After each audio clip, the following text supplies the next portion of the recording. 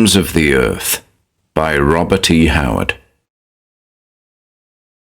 1. Strike in the nails, soldiers, and let our guests see the reality of our good Roman justice. The speaker wrapped his purple cloak closer about his powerful frame and settled back into his official chair, much as he might have settled back in his seat at the Circus Maximus to enjoy the clash of gladiatorial swords. Realization of power colored his every move. Whetted pride was necessary to Roman satisfaction, and Titus Sulla was justly proud, for he was military governor of Eboracum, and answerable only to the emperor of Rome. He was a strongly built man of medium height, with the hawk-like features of the purebred Roman. Now, a mocking smile curved his full lips, increasing the arrogance of his haughty aspect. Distinctly military in appearance, he wore the golden-scaled corselet and chased breastplate of his rank, with a short stabbing sword at his belt, and he held on his knee the silvered helmet with its plumed crest. Behind him stood a clump of impassive soldiers with shield and spear, blond titans from the Rhineland. Before him was taking place the scene which apparently gave him so much real gratification, a scene common enough wherever stretched the far-flung boundaries of Rome. A rude cross lay flat upon the barren earth, and on it was bound a man, half-naked, wild of aspect, with his corded limbs, glaring eyes, and shock of tangled hair. His executioners were Roman soldiers, and with heavy hammers they prepared to pin the victim's hands and feet to the wood with iron spikes. Only a small group of men watched this ghastly scene in the dread place of execution beyond the city walls. The governor and his watchful guards, a few young Roman officers, the man to whom Sulla had referred as guest, and who stood like a bronze image, unspeaking. Beside the gleaming splendor of the Roman, the quiet garb of this man seemed drab, almost somber. He was dark, but he did not resemble the Latins around him. There was about him none of the warm, almost oriental sensuality of the Mediterranean which colored their features. The blond barbarians behind Sulla's chair were less unlike the man in facial outline than were the Romans. Not his were the full curving red lips, nor the rich waving locks suggestive of the Greek. Nor was his dark complexion the rich olive of the south. Rather, it was the bleak darkness of the north. The whole aspect of the man vaguely suggested the shadowed mists, the gloom, the cold, and the icy winds of the naked northern lands. Even his black eyes were savagely cold, like black fires burning through fathoms of ice. His height was only medium, but there was something about him which transcended mere physical bulk. A certain fierce, innate vitality, comparable only to that of a wolf or a panther. In every line of his supple, compact body, as well as in his coarse, straight hair and thin lips, this was evident. In the hawk-like set of the head on the corded neck, in the broad, square shoulders, in the deep chest, the lean loins, the narrow feet. Built with the savage economy of a panther, he was an image of dynamic potentialities, pent in with iron self-control. At his feet crouched one like him in complexion, but there the resemblance ended. This other was a stunted giant, with gnarly limbs, thick body, a low-sloping brow, and an expression of dull ferocity, now clearly mixed with fear. If the man on the cross resembled, in a tribal way, the man Titus Sulla called guest, he far more resembled the stunted, crouching giant. "Well, Parthomachorthna," said the governor with studied effrontery, "when you return to your tribe, you will have a tale to tell of the justice of Rome, who rules the south." "I will have a tale," answered the other in a voice which betrayed no emotion, just as his dark face, schooled to immobility, showed no evidence of the maelstrom in his soul. "Justice to all under the rule of Rome," said Sulla. "Pax Romana, reward for virtue, punishment for wrong." He laughed inwardly at his own black hypocrisy, then continued, "You see, emissary of Pictland, how swiftly Rome punishes the transgressor." "I see," answered the Pict in a voice which strongly curbed anger made deep with menace, "that the subjects of a foreign king is dealt with as though he were a Roman slave." "He has been tried and condemned in an unbiased court," retorted Sulla. "Aye, and the accuser was a Roman, the witnesses Roman, the judge Roman. He committed murder? In a moment of fury, he struck down a Roman merchant who cheated, tricked, and robbed him, and to injury added insult, aye, and a blow. Is his king but a dog that Rome crucifies his subjects at will, condemned by Roman courts? Is his king too weak or foolish to do justice, were he informed and formal charges brought against the offender?" "Well," said Sulla cynically, "you may inform Bran Mak Morn yourself.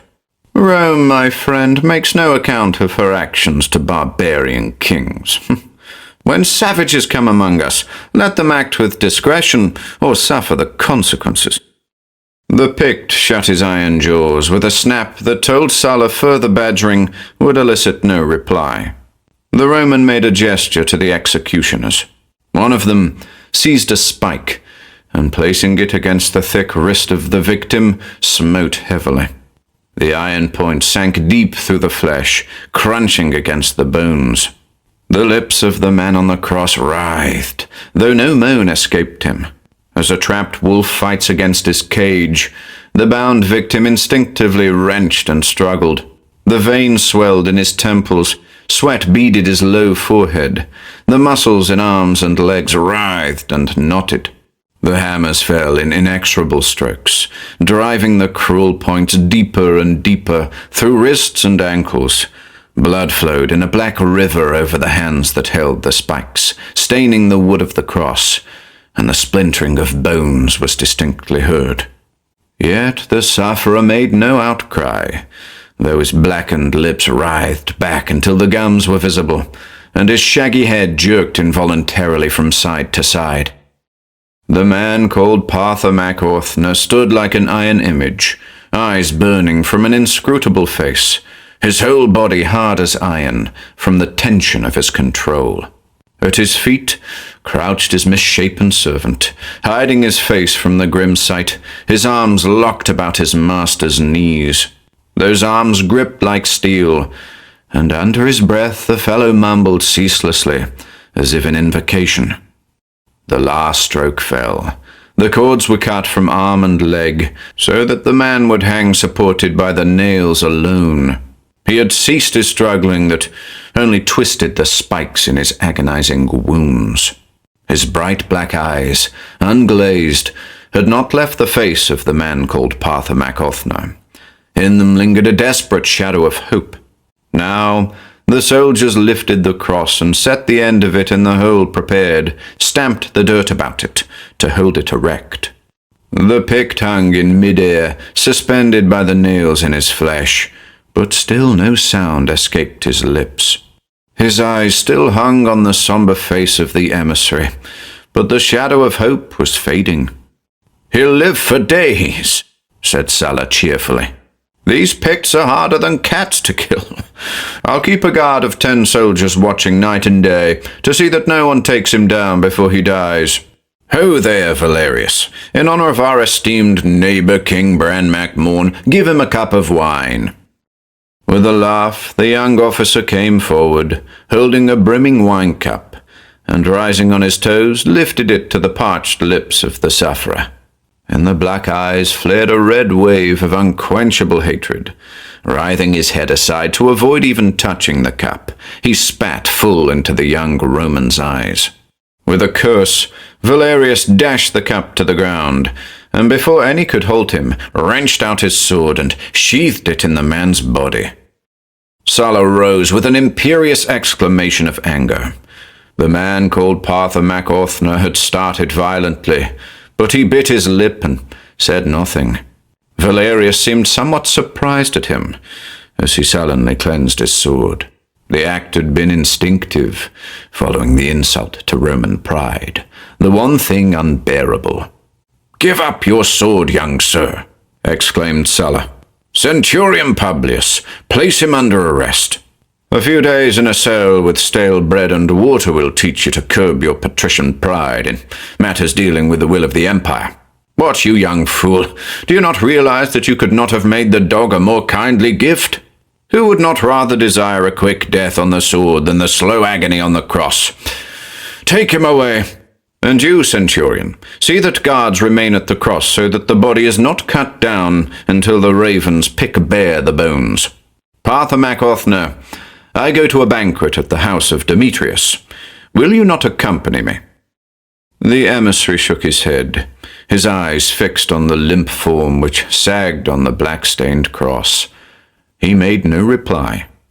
Sulla smiled sardonically, then rose and strode away, followed by his secretary, who bore the gilded chair ceremoniously, and by the stolid soldiers, with whom walked Valerius, head sunken. The man called Partha Mak Morn flung a wide fold of his cloak about his shoulder, halted a moment to gaze at the grim cross with its burden, darkly etched against the crimson sky, where the clouds of night were gathering. Then he stalked away, followed by his silent servant.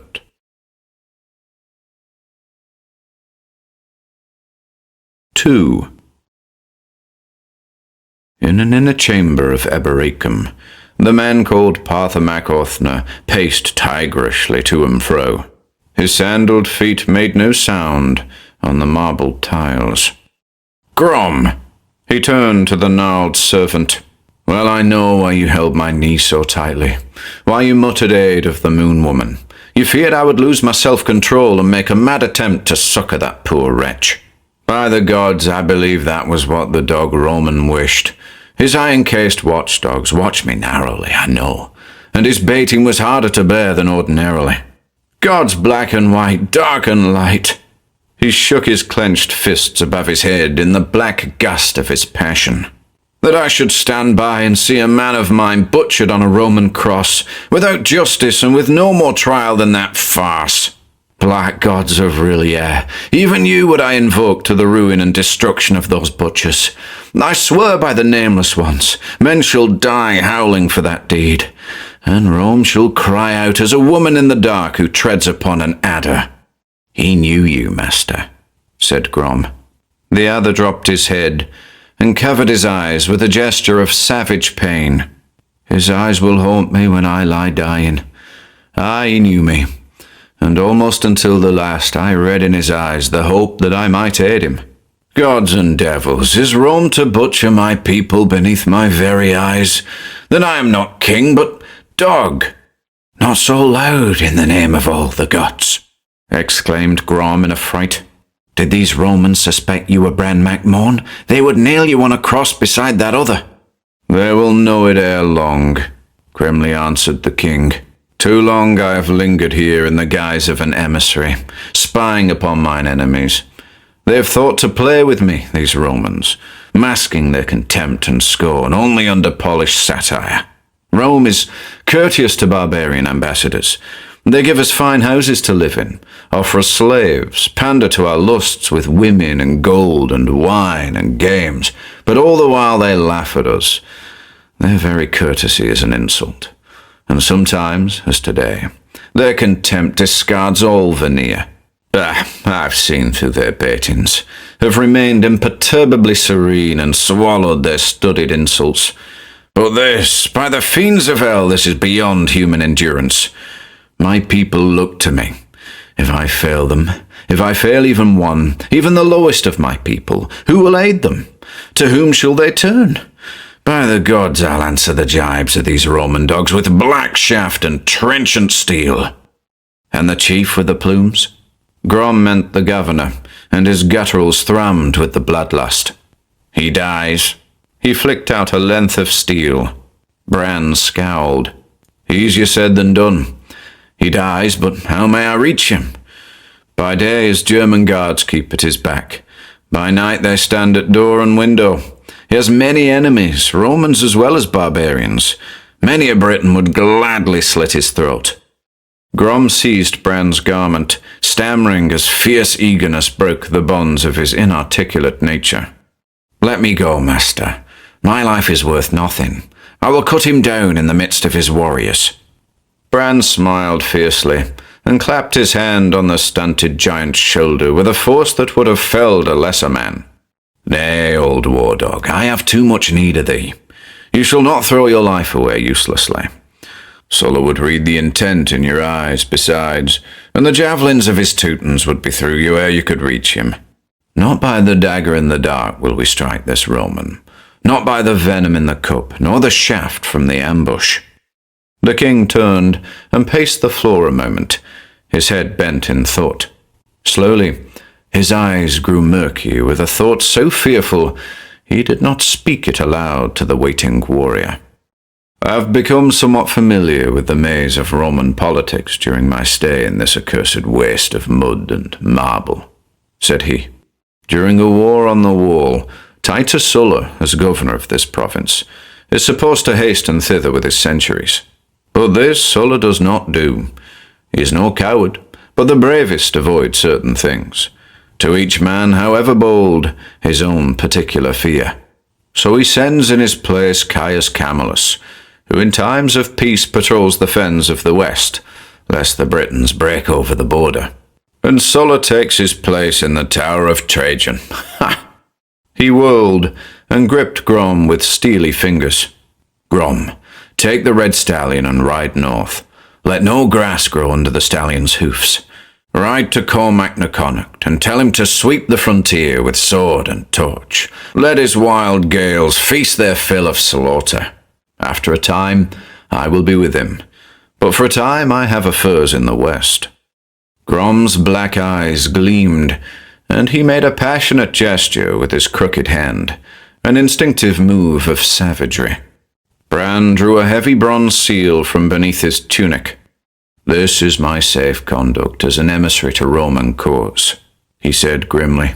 "It will open all gates between this house and Baldur. If any official questions you too closely, here." Lifting the lid of an iron-bound chest, Bran took out a small, heavy leather bag, which he gave into the hands of the warrior. "When all keys fail at a gate," said he, "try a golden key. Go now."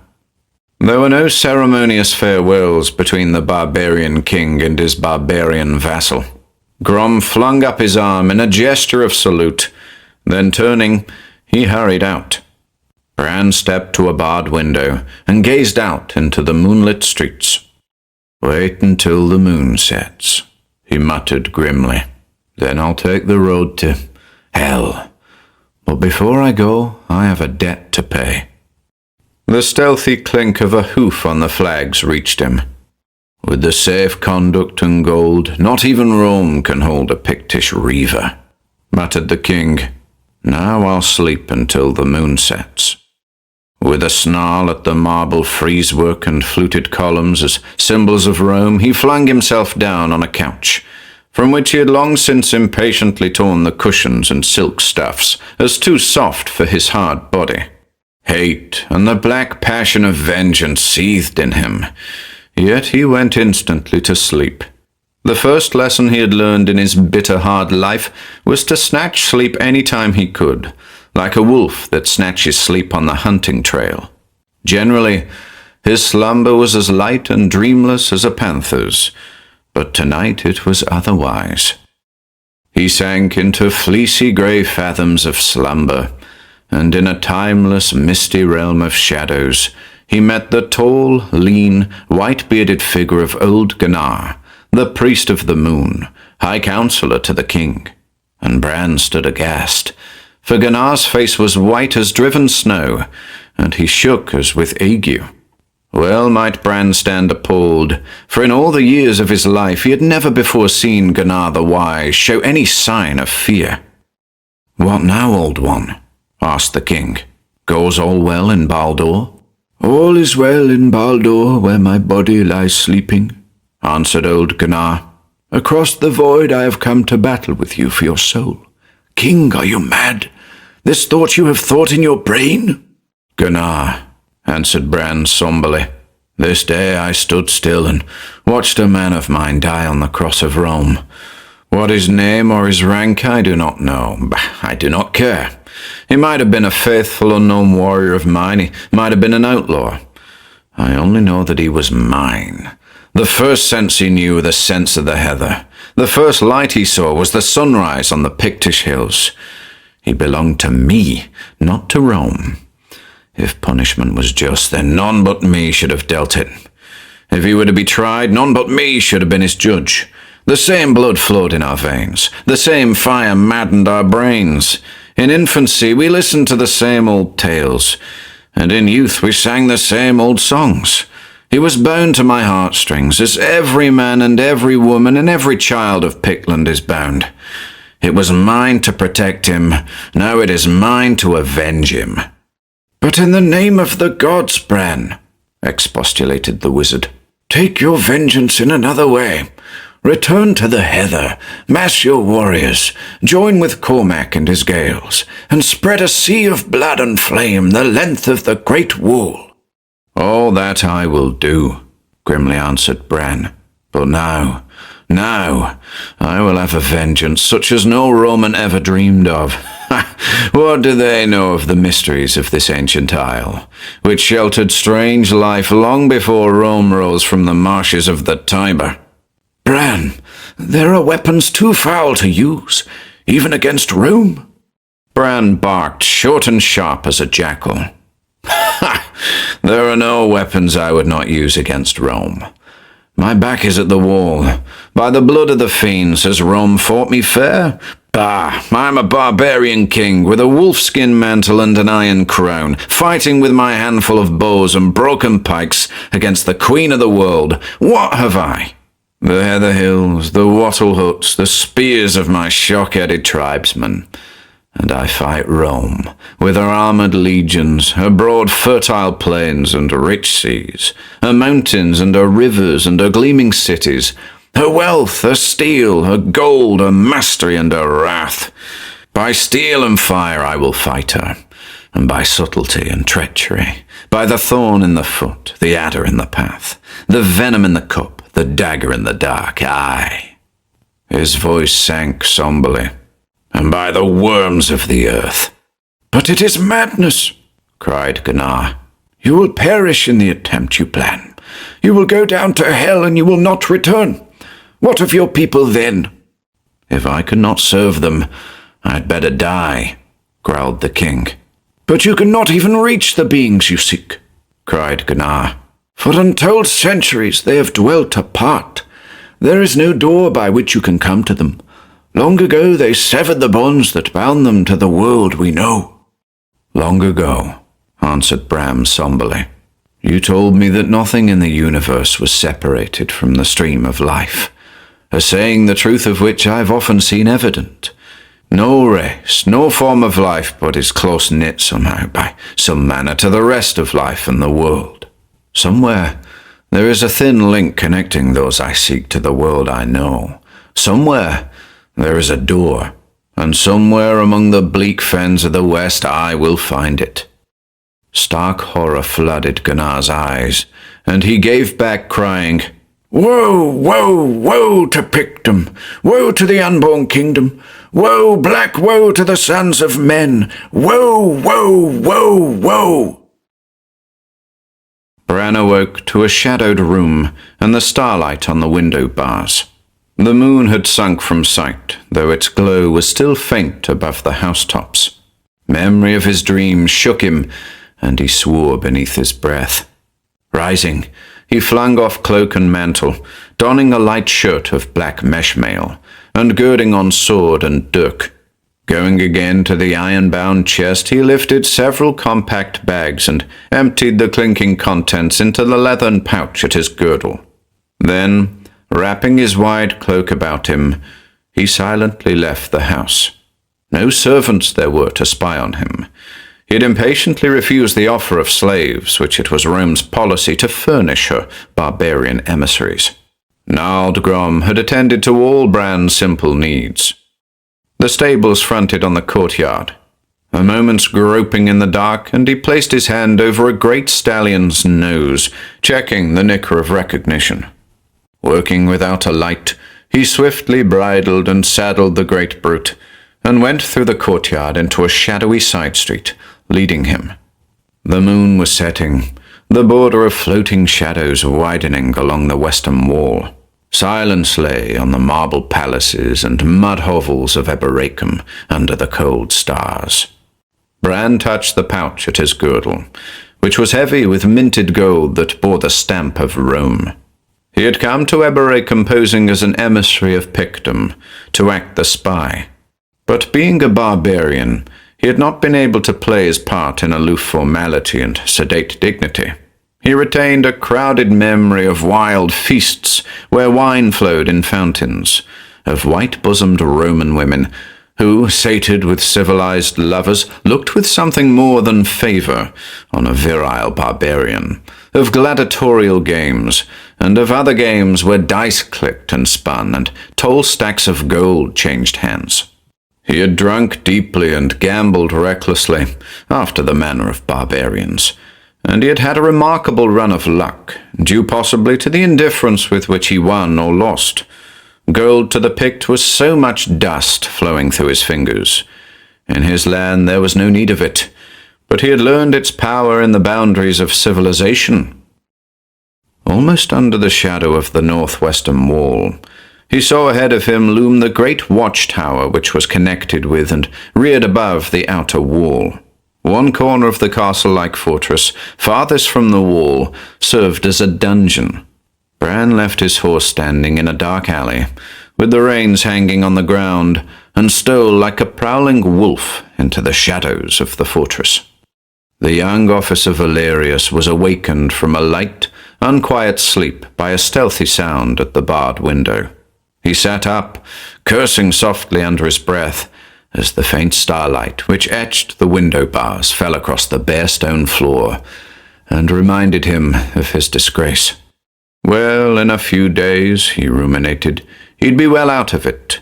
Sulla would not be too harsh on a man with such high connections. Then let any man or woman jibe at him. Damn that insolent Pict! But wait, he thought suddenly, remembering. What of the sound which had aroused him? St! It was a voice from the window. Why so much secrecy? It could hardly be a foe, yet why should it be a friend? Valerius rose and crossed his cell, coming close to the window. Outside all was dim in the starlight, and he made out but a shadowy form close to the window. "Who are you?" He leaned close against the bars, straining his eyes into the gloom. His answer was a snarl of wolfish laughter, a long flicker of steel in the starlight. Valerius reeled away from the window and crashed to the floor, clutching his throat, gurgling horribly as he tried to scream. Blood gushed through his fingers, forming about his twitching body a pool that reflected the dim starlight dully and redly. Outside, Bran glided away like a shadow, without pausing to peer into the cell. In another minute, the guards would round the corner on their regular routine. Even now, he heard the measured tramp of their iron-clad feet. Before they came in sight, he had vanished, and they clumped stolidly by the cell windows with no intimation of the corpse that lay on the floor within.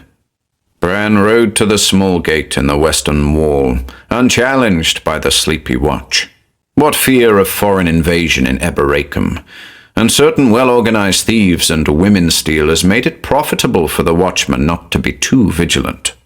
But the single guardsman at the western gate, his fellows lay drunk in a nearby brothel, lifted his spear and bawled for Bran to halt and give an account of himself. Silently, the Pict reined closer. Masked in the dark cloak, he seemed dim and indistinct to the Roman, who was only aware of the glitter of his cold eyes in the gloom. But Bran held up his hand against the starlight, and the soldier caught the gleam of gold. In the other hand, he saw a long sheen of steel. The soldier understood, and he did not hesitate between the choice of a golden bribe or a battle to the death with this unknown rider who was apparently a barbarian of some sort. With a grunt, he lowered his spear and swung the gate open. Bran rode through, casting a handful of coins to the Roman. They fell about his feet in a golden shower, clinking against the flags. He bent in greedy haste to retrieve them, and Bran Mak Morn rode westward like a flying ghost in the night. 3. Into the dim fens of the west came Bran Mak Morn. A cold wind breathed across the gloomy waste, and against the grey sky a few herons flapped heavily. The long reeds and marsh grass waved in broken undulations, and out across the desolation of the wastes a few still meres reflected the dull light. Here and there rose curiously regular hillocks above the general levels, and gaunt against the sombre sky, Bran saw a marching line of upright monoliths, menhirs reared by what nameless hands. A faint blue line to the west lay the foothills that beyond the horizon grew to the wild mountains of Wales, where dwelt still wild Celtic tribes, fierce blue-eyed men that knew not the yoke of Rome. A row of well-garrisoned watchtowers held them in check. Even now, far away across the moors, Bran glimpsed the unassailable keep men called the Tower of Trajan. These barren wastes seemed the dreary accomplishment of desolation, yet human life was not utterly lacking. Bran met the silent men of the fen, reticent, dark of eye and hair, speaking a strange mixed tongue whose long-blended elements had forgotten their pristine separate sources. Bran recognized a certain kinship in these people to himself, but he looked on them with the scorn of a pure-blooded patrician for men of mixed strains. Not that the common people of Caledonia were altogether pure-blooded. They got their stocky bodies and massive limbs from a primitive Teutonic race, which had found its way into the northern tip of the isle even before the Celtic conquest of Britain was completed, and had been absorbed by the Picts. But the chiefs of Bran's folk had kept their blood from foreign taint since the beginnings of time, and he himself was a purebred Pict of the old race. But these fenmen, overrun repeatedly by British, Gallic, and Roman conquerors, had assimilated blood of each, and in the process almost forgotten their original language and lineage. For Bran came of a race that was very old, which had spread over Western Europe in one vast dark empire before the coming of the Aryans, when the ancestors of the Celts, the Hellenes, and the Germans were one primal people, before the days of tribal splitting off and westward drift. Only in Caledonia, Bran brooded, had his people resisted the flood of Aryan conquest. He had heard of a Pictish people called Basques, who in the crags of the Pyrenees called themselves an unconquered race, but he knew that they had paid tribute for centuries to the ancestors of the Gaels before these Celtic conquerors abandoned their mountain realm and set sail for Ireland. Only the Picts of Caledonia had remained free, and they had been scattered into small feuding tribes.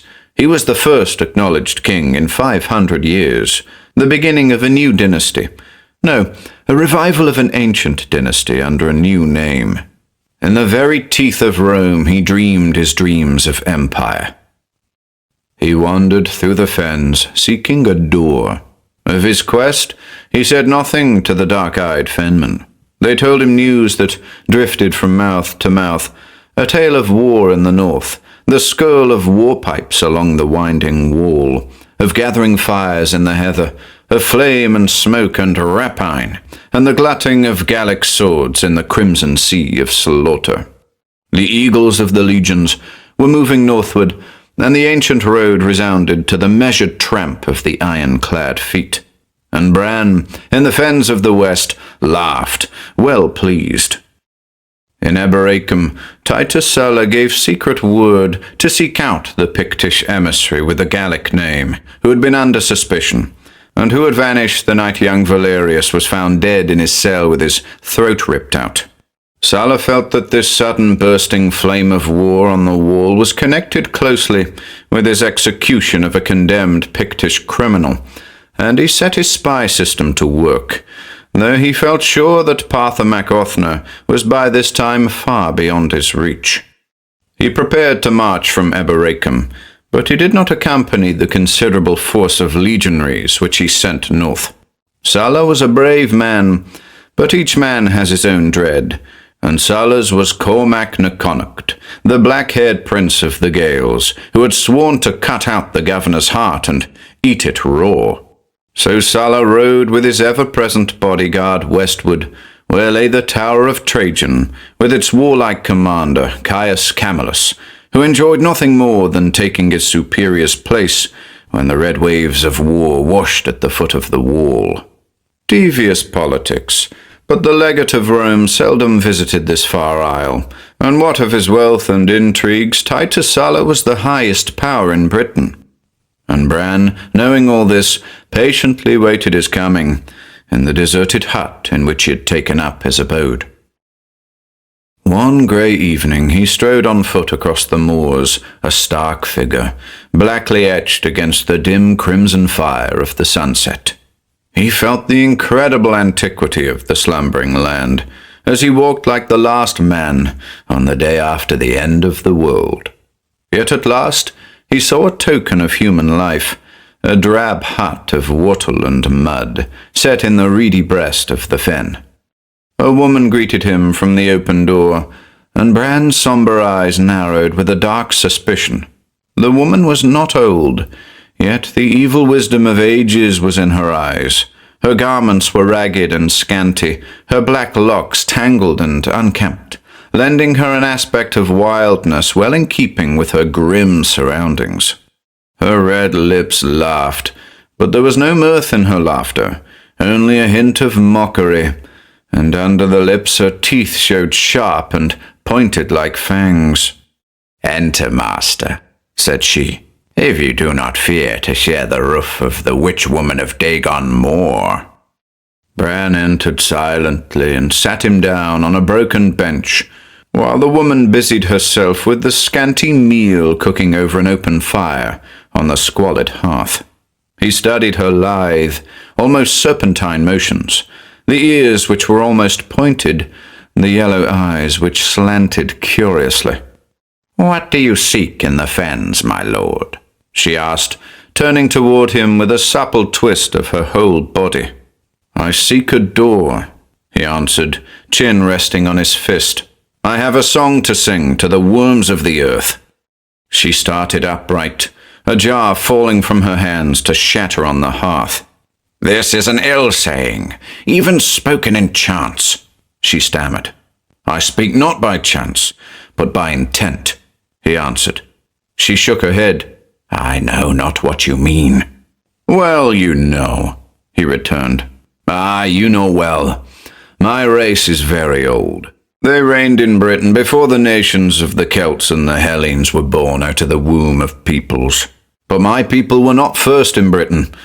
By the mottles on your skin, by the slanting of your eyes, by the taint in your veins, I speak with full knowledge and meaning."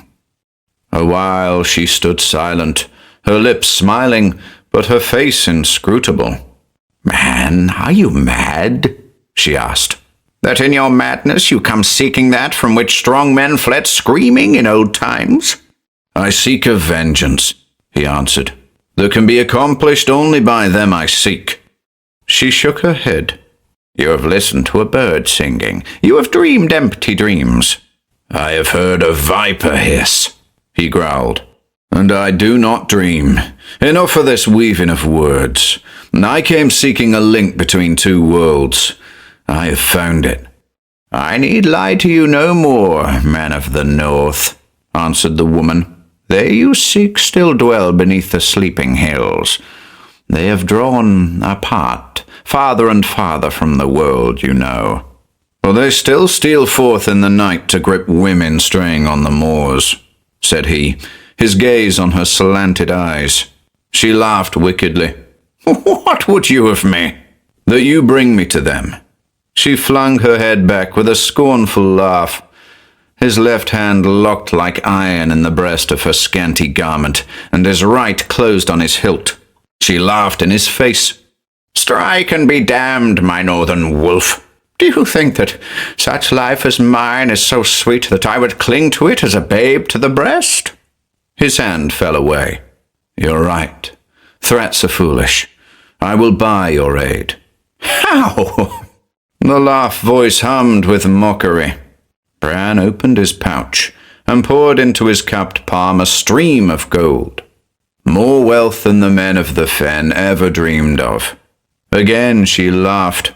What is this rusty metal to me? Save it for some white-breasted Roman woman who will play the traitor for you. Name me a price, he urged. The head of an enemy. By the blood in my veins, with its heritage of ancient hate, who is mine enemy but thee? She laughed and, springing, struck cat-like. But her dagger splintered on the mail beneath his cloak, and he flung her off with a loathsome flirt of his wrist, which tossed her sprawling across her grass-strewn bunk. Lying there, she laughed up at him. I will name you a price then, my wolf, and it may be in days to come you will curse the armor that broke Atlas' dagger. She rose and came close to him, her disquietingly long hands fastened fiercely into his cloak. I will tell you, Black Bran, King of Caledon. Oh, I knew you when you came into my hut with your black hair and your cold eyes. I will lead you to the doors of hell if you wish, and the price shall be the kisses of a king. What of my blasted and bitter life, I whom mortal men loathe and fear? I have not known the love of men, the clasp of a strong arm, the sting of human kisses, I, Atla, the werewoman of the moors. What have I known but the lone winds of the fens, the dreary fire of cold sunsets, the whispering of the marsh grasses, the faces that blink up at me in the waters of the meres, the footpad of night, things in the gloom, the glimmer of red eyes, the grisly murmur of nameless beings in the night? I am half human, at least. Have I not known sorrow and yearning and crying wistfulness and the drear ache of loneliness? Give to me, king. Give me your fierce kisses and your hurtful barbarian's embrace. Then in the long drear years to come I shall not utterly eat out my heart in vain envy of the white-bosomed women of men, for I shall have a memory few of them can boast, the kisses of a king. One night of love, O king, and I will guide you to the gates of hell. Bran eyed her somberly. He reached forth and gripped her arm in his iron fingers. An involuntary shudder shook him at the feel of her sleek skin. He nodded slowly, and drawing her close to him, forced his head down to meet her lifted lips. 4. The cold grey mists of dawn wrapped King Bran like a clammy cloak. He turned to the woman, whose slanted eyes gleamed in the grey gloom. Make good your part of the contract, he said roughly. I sought a link between worlds, and in you I found it. I seek the one thing sacred to them. It shall be the key opening the door that lies unseen between me and them. Tell me how I can reach it. I will. The red lips smiled terribly. Go to the mound men call Dagon's Barrow. Draw aside the stone that blocks the entrance, and go under the dome of the mound. The floor of the chamber is made of 7 great stones, 6 grouped about the 7th. Lift out the center stone, and you will see. Will I find the black stone? He asked. Dagon's Barrow is the door to the black stone, she answered, if you dare follow the road. Will the symbol be well guarded? He unconsciously loosened his blade in its sheath. The red lips curled mockingly. If you meet any on the road, you will die as no mortal man has died for long centuries. The stone is not guarded, as men guard their treasures. Why should they guard what man has never sought? Perhaps they will be near, perhaps not. It is a chance you must take if you wish the stone. Beware, King of Pictum. Remember it was your folk who, so long ago, cut the thread that bound them to human life. They were almost human then. They overspread the land and knew the sunlight. Now they have drawn apart. They know not the sunlight, and they shun the light of the moon. Even the starlight they hate. Far, far apart have they drawn, who might have been men in time, but for the spears of your ancestors. The sky was overcast with misty grey, through which the sun shone coldly yellow when Bran came to Dagon's Barrow, a round hillock overgrown with rank grass of a curious fungoid appearance. On the eastern side of the mound showed the entrance of a crudely built stone tunnel, which evidently penetrated the barrow. One great stone blocked the entrance to the tomb. Bran laid hold of the sharp edges and exerted all his strength. It held fast. He drew his sword and worked the blade between the blocking stone and the sill. Using the sword as a lever, he worked carefully, and managed to loosen the great stone and wrench it out. A foul charnel house scent flowed out of the aperture, and the dim sunlight seemed less to illuminate the cavern-like opening than to be fouled by the rank darkness which clung there. Sword in hand, ready for he knew not what, Bran groped his way into the tunnel, which was long and narrow, built up of heavy-joined stones, and was too low for him to stand erect.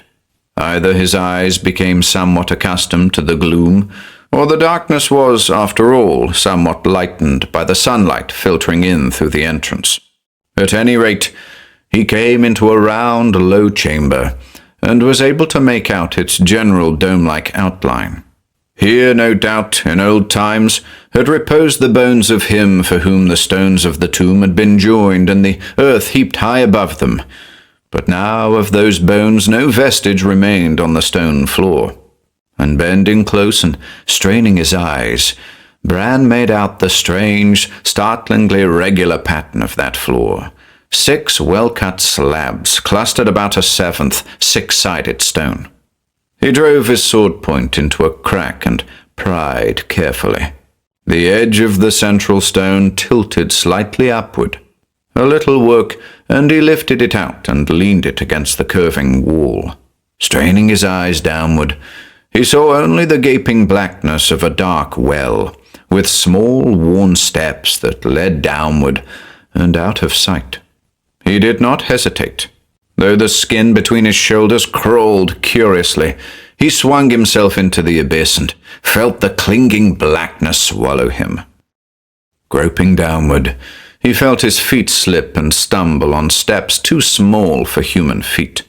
With one hand pressed hard against the side of the well, he steadied himself, fearing a fall into unknown and unlighted depths. The steps were cut into solid rock, yet they were greatly worn away. The farther he progressed, the less like steps they became, mere bumps of worn stone. Then the direction of the shaft changed sharply. It still led down, but at a shallow slant down which he could walk, elbows braced against the hollowed sides, head bent low beneath the curved roof. The steps had ceased altogether, and the stone felt slimy to the touch, like a serpent's lair. What beings, Bran wondered, had slithered up and down this slanting shaft for how many centuries? The tunnel narrowed until Bran found it rather difficult to shove through. He lay on his back and pushed himself along with his hands, feet first. Still, he knew he was sinking deeper and deeper into the very guts of the earth. How far below the surface he was, he dared not contemplate. Then ahead, a faint witch-fire gleam tinged the abysmal blackness. He grinned savagely and without mirth. If they he sought came suddenly upon him, how could he fight in that narrow shaft? But he had put the thought of personal fear behind him when he began this hellish quest. He crawled on, thoughtless of all else but his goal. And he came at last into a vast space where he could stand upright. He could not see the roof of the place, but he got an impression of dizzying vastness.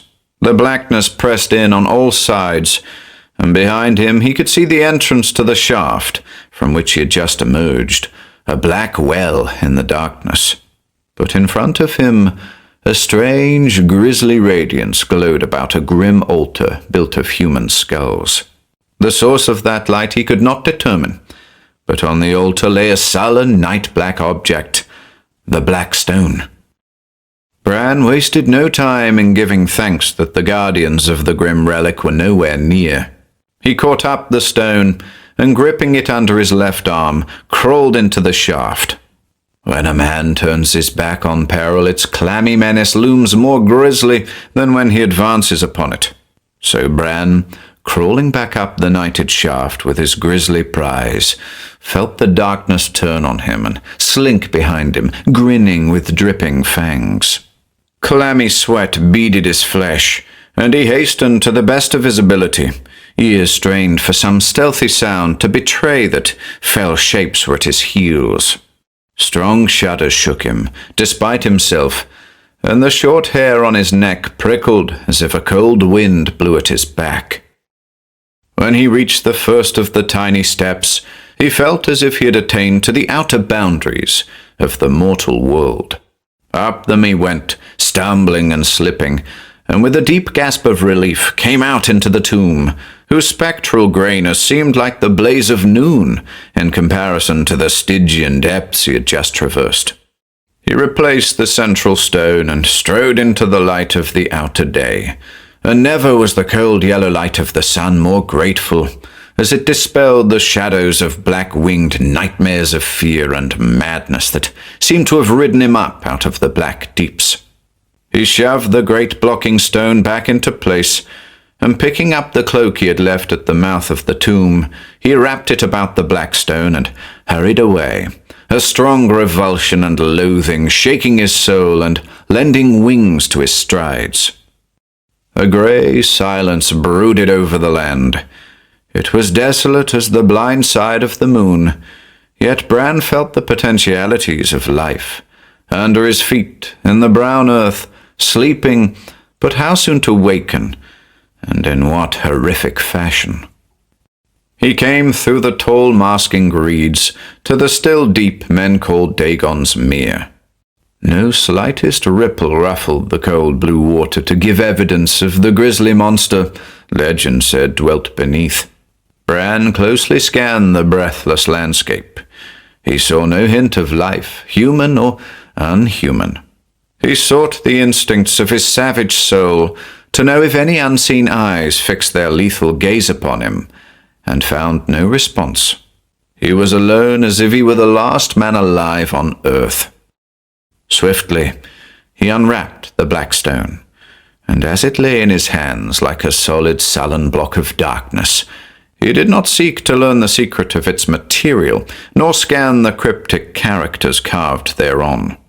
Weighing it in his hands and calculating the distance, he flung it far out, so that it fell almost exactly in the middle of the lake. A sullen splash, and the waters closed over it. There was a moment of shimmering flashes on the bosom of the lake. Then the blue surface stretched placid and unrippled again. 5. The werewoman turned swiftly as Bran approached her door. Her slant eyes widened. "You, and alive, and sane." "I've been into hell, and I have returned," he growled. "What is more, I have that which I sought." "The Black Stone?" she cried. "You really dared steal it? Where is it?" "No matter, but last night my stallion screamed in his stall, and I heard something crunch beneath his thundering hoofs, which was not the wall of the stable. And there was blood on his hoofs when I came to see, and blood on the floor of the stall. And I've heard stealthy sounds in the night, and noises beneath my dirt floor, as if worms burrowed deep in the earth. They know I have stolen their stone. Have you betrayed me?" She shook her head. "I keep your secret. They do not need my word to know you. The farther they have retreated from the world of men, the greater have grown their powers in other uncanny ways. Some dawn your hut will stand empty, and if men dare investigate, they will find nothing, except crumbling bits of earth on the dirt floor." Bran smiled terribly. "I have not planned and toiled thus far to fall prey to the talons of vermin. If they strike me down in the night, they will never know what became of their idol, or whatever it be to them. I would speak with them." "Dare you come with me and meet them in the night?" she asked. "Thunder of all gods," he snarled. "Who are you to ask me if I dare? Lead me to them and let me bargain for vengeance this night. The hour of retribution draws nigh. This day I saw silvered helmets and bright shields gleam across the fens. The new commander has arrived at the Tower of Trajan, and Caius Camillus has marched to the wall." That night, the king went across the dark desolation of the moors with the silent werewoman. The night was thick and still, as if the land lay in ancient slumber. The stars blinked vaguely, mere points of red struggling through the unbreathing gloom. Their gleam was dimmer than the glitter in the eyes of the woman who glided beside the king. Strange thoughts shook Bran, vague, titanic, primeval. Tonight, ancestral linkings with these slumbering fen stirred in his soul and troubled him with the phantasmal, eon-veiled shapes of monstrous dreams. The vast age of his race was borne upon him, where now he walked an outlaw and an alien. Dark-eyed kings in whose mould he was cast had reigned in old times. The Celtic and Roman invaders were as strangers to this ancient isle beside his people. Yet his race likewise had been invaders, and there was an older race than his, a race whose beginnings lay lost and hidden back beyond the dark oblivion of antiquity. Ahead of them loomed a low range of hills, which formed the easternmost extremity of those straying chains which far away climbed at last to the mountains of Wales. The woman led the way up what might have been a sheep path, and halted before a wide, black, gaping cave. "A door to those you seek, O king." Her laughter rang hateful in the gloom. "Dare ye enter?" His fingers closed in her tangled locks, and he shook her viciously. "Ask me but once more if I dare," he grated, "and your head and shoulders part company. Lead on." Her laughter was like sweet, deadly venom. They passed into the cave, and Bran struck flint and steel. The flicker of the tinder showed him a wide, dusty cavern, on the roof of which hung clusters of bats.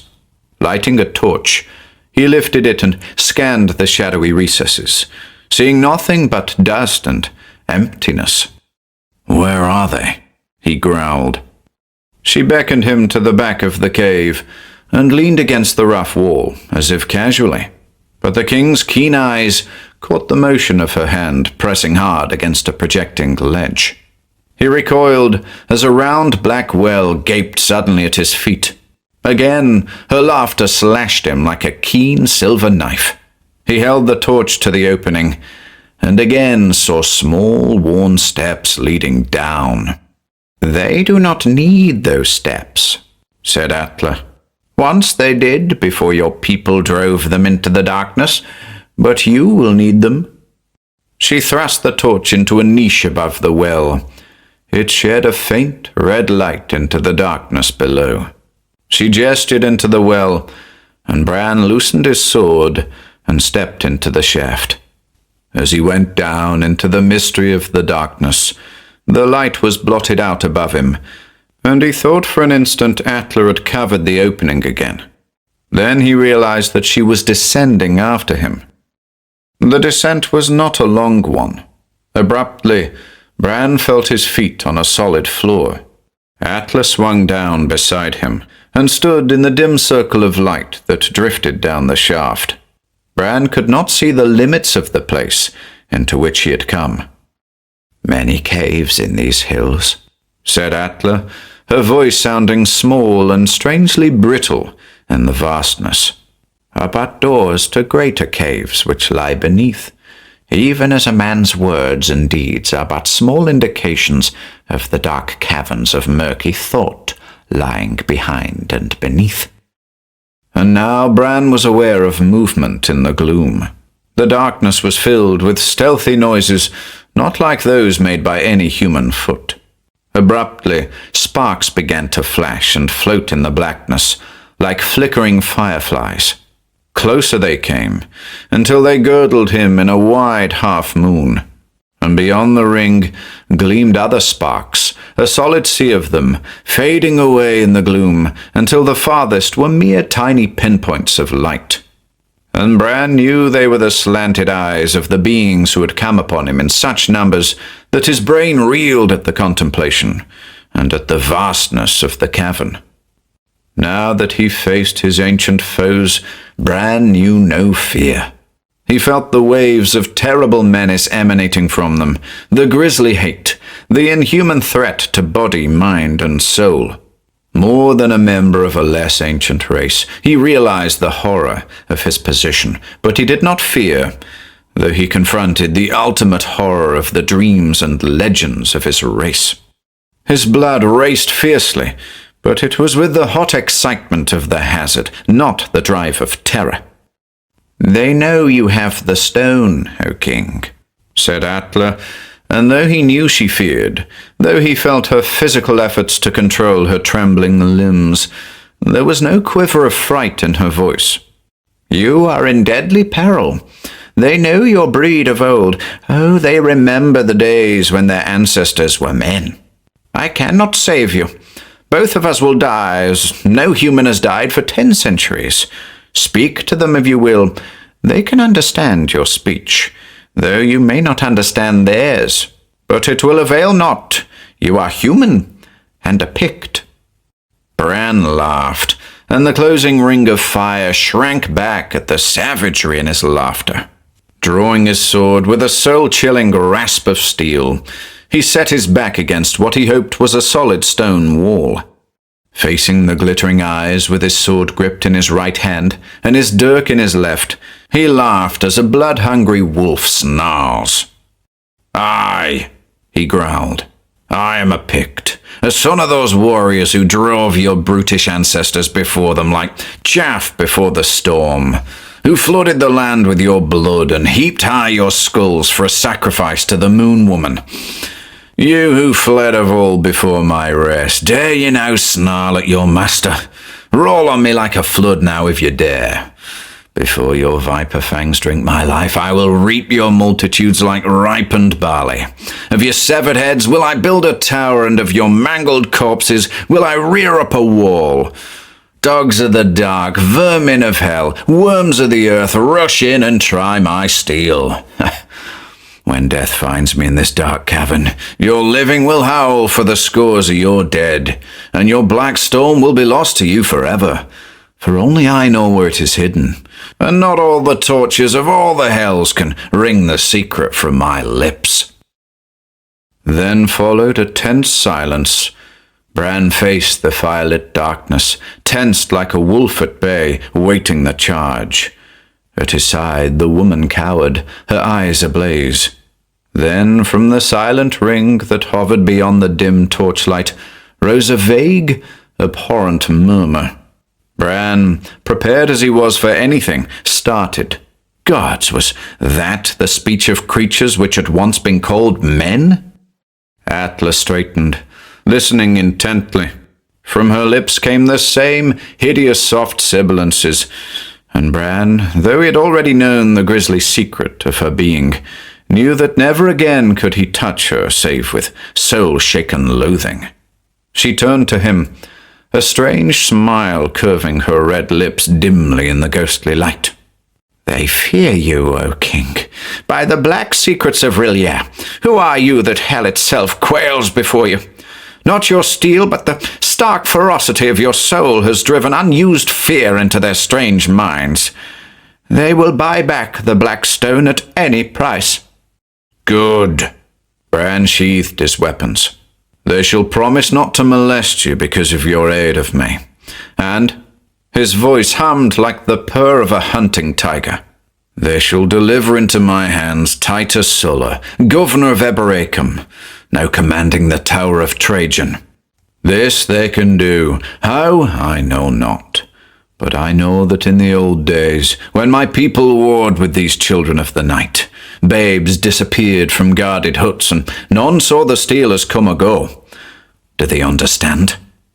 Again rose the low, frightful sounds, and Bran, who feared not their wrath, shuddered at their voices.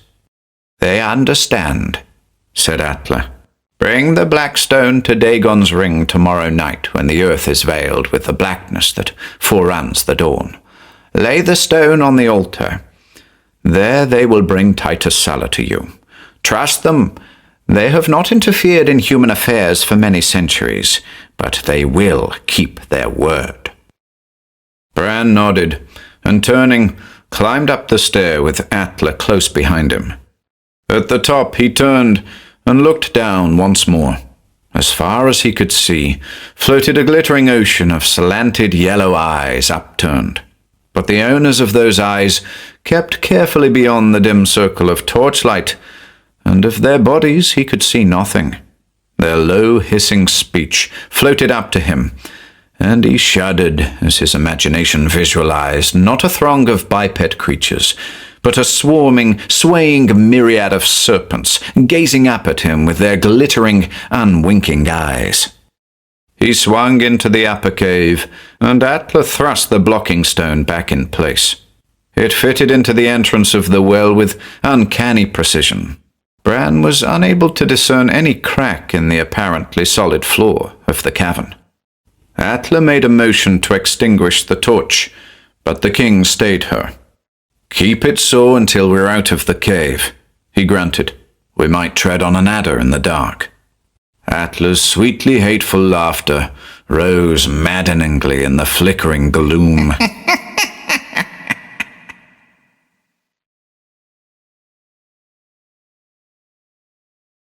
6. It was not long before sunset when Bran came again to the reed-grown marge of Dagon's mere. Casting cloak and sword belt on the ground, he stripped himself of his short, leathern breeches. Then, gripping his naked dirk in his teeth, he went into the water with the smooth ease of a diving seal.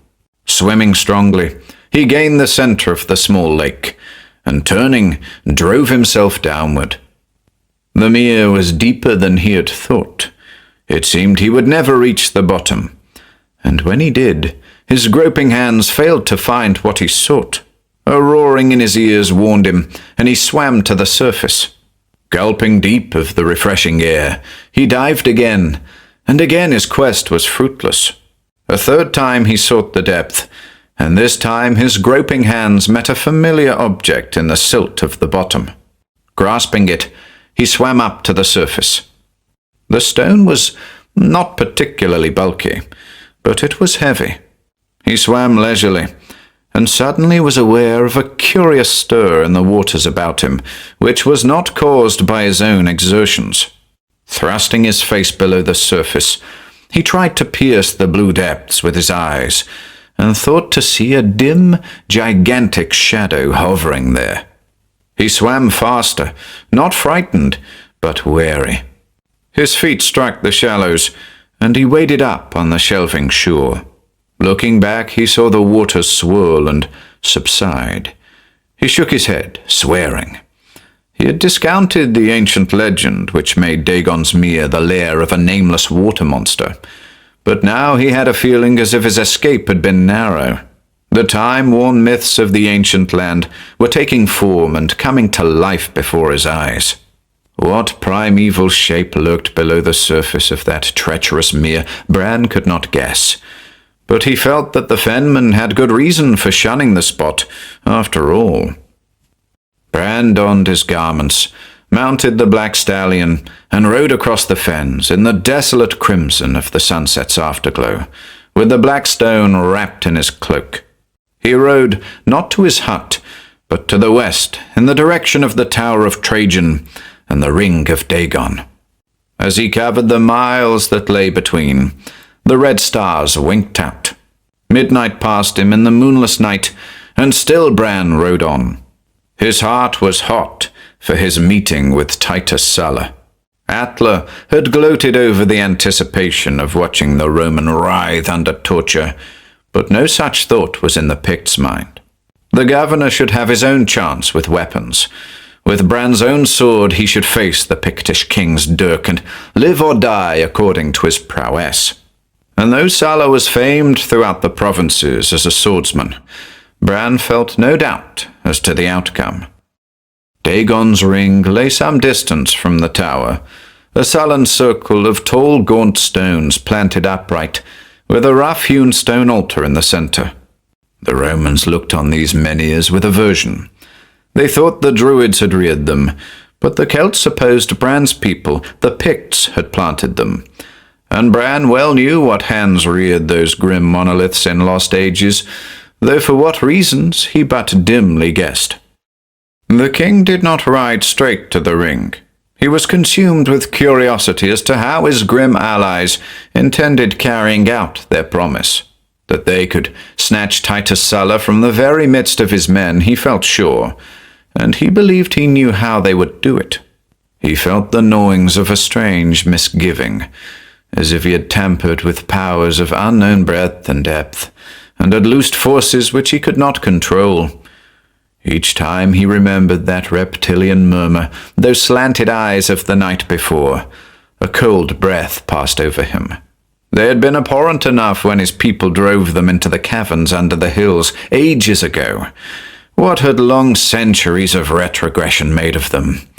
In their nighted subterranean life, had they retained any of the attributes of humanity at all? Some instinct prompted him to ride toward the tower. He knew he was near, but for the thick darkness he could have plainly seen its stark outline tusking the horizon. Even now, he should be able to make it out dimly. An obscure, shuddersome premonition shook him, and he spurred the stallion into swift canter. And suddenly, Bran staggered in his saddle as from a physical impact, so stunning was the surprise of what met his gaze. The impregnable Tower of Trajan was no more. Bran's astounded gaze rested on a gigantic pile of ruins, of shattered stone and crumbled granite, from which jutted the jagged and splintered ends of broken beams. At one corner of the tumbled heap, one tower rose out of the waste of crumpled masonry, and it leaned drunkenly, as if its foundations had been half cut away. Bran dismounted and walked forward, dazed by bewilderment. The moat was filled in places by fallen stones and broken pieces of mortared wall. He crossed over and came among the ruins, where, he knew, only a few hours before the flags had resounded to the martial tramp of iron-clad feet, and the walls had echoed to the clang of shields and the blast of the loud-throated trumpets. A horrific silence reigned. Almost under Bran's feet, a broken shape writhed and groaned. The king bent down to the legionary, who lay in a sticky red pool of his own blood. A single glance showed the Pict that the man, horribly crushed and shattered, was dying. Lifting the bloody head, Bran placed his flask to the pulped lips, and the Roman instinctively drank deep, gulping through splintered teeth. In the dim starlight, Bran saw his glazed eyes roll. "The walls fell," muttered the dying man. "They crashed down like the skies falling on the day of doom. Ah, Jove, the skies rained shards of granite and hailstones of marble." "I have felt no earthquake shock." Bran scowled, puzzled. "It was no earthquake," muttered the Roman. "Before last dawn it began. The faint dim scratching and clawing far below the earth. We of the guard heard it, like rats burrowing or like worms hollowing out the earth. Titus laughed at us, but all day long we heard it. Then at midnight the tower quivered and seemed to settle, as if the foundations were being dug away." A shudder shook Bran Mak Morn. The worms of the earth, thousands of vermin digging like moles far below the castle, burrowing away the foundations. Gods, the land must be honeycombed with tunnels and caverns. These creatures were even less human than he had thought. What ghastly shapes of darkness had he invoked to his aid? "What of Titus Sulla?" he asked, again holding the flask to the legionary's lips. In that moment, the dying Roman seemed to him almost like a brother. Even as the tower shuddered, we heard a fearful scream from the governor's chamber, muttered the soldier. We rushed there. As we broke down the door, we heard his shrieks. They seemed to recede into the bowels of the earth. We rushed in. The chamber was empty. His blood-stained sword lay on the floor. In the stone flags of the floor, a black hole gaped. Then the towers reeled. The roof broke through a storm of crashing walls. I crawled. A strong convulsion shook the broken figure. Lay me down, friend, whispered the Roman. I die. He had ceased to breathe before Bran could comply. The Pict rose, mechanically cleansing his hands. He hastened from the spot, and as he galloped over the darkened fens, the weight of the accursed black stone under his cloak was as the weight of a foul nightmare on a mortal breast. As he approached the ring, he saw an eerie glow within, so that the gaunt stone stood etched like the ribs of a skeleton in which a witch-fire burns. The stallion snorted and reared as Bran tied him to one of the menhirs. Carrying the stone, he strode into the grisly circle and saw Atla standing beside the altar, one hand on her hip, her sinuous body swaying in a serpentine manner. The altar glowed all over with ghastly light, and Bran knew someone, probably Atla, had rubbed it with phosphorus from some dank swamp or quagmire.